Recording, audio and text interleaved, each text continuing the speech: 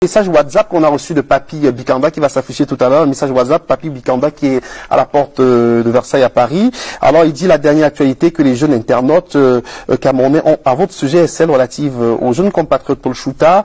Il est en détention préventive depuis bientôt 16 mois, donc toujours pas jugé pour une affaire de diffamation contre Madame Biala. En qualité d'aîné, maman et symboliquement pour la rentrée scolaire, c'est un parent. Est-ce qu'elle veut bien retirer sa plainte et il a suffisamment payé pour ce qu'il est, puisqu'il est enfermé pour une affaire pour laquelle la peine maximale est de 6 mois. Alors c'est Papy Bikanda dans le message qui s'affiche. J'aimerais beaucoup que les Camerounais s'informent avant de parler.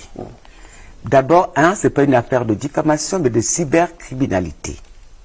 Dès l'instant où vous envoyez quelqu'un agresser un autre, que vous faites des montages avec des images, que vous écrivez des textes accompagnant ces images, on sort de la diffamation, on entre dans la cybercriminalité.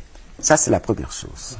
La deuxième chose, juste aimer que ces Camerounais qui réagissent aujourd'hui puissent dire, ou ils auraient dû dire à ce jeune homme, en amont, que j'avais l'âge de sa mère, qui n'avait pas à m'attaquer, parce que ça a duré une année, c'est pas une histoire d'une diffamation.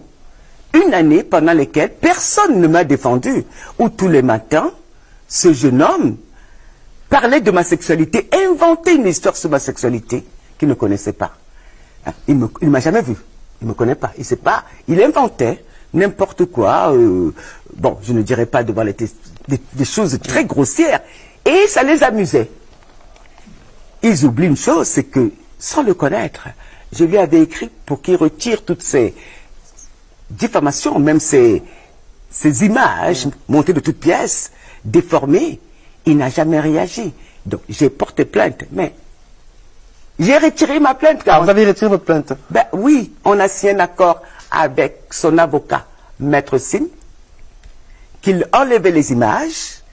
Nous étions encore à la PJ, et apparemment on m'a dit que ça ne servait à rien, puisque c'est un problème qui va au niveau du substitut du procureur qui décide de poursuivre ou pas un individu. Et apparemment, il y avait aussi d'autres plaintes.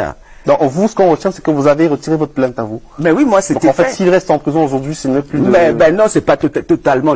C'est pas de mon ressort. Je veux dire qu'en matière pénale, c'est du ressort du procureur de la République qui décide de poursuivre quelqu'un ou pas.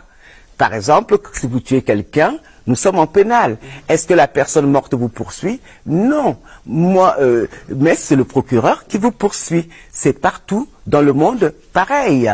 Je ne peux absolument rien faire. Ce que j'ai pu faire, ce jour-là, je me souviens toujours, je lui ai payé à manger, je l'ai grondé, j'ai signé les documents avec Maître Sim et je suis parti. Alors,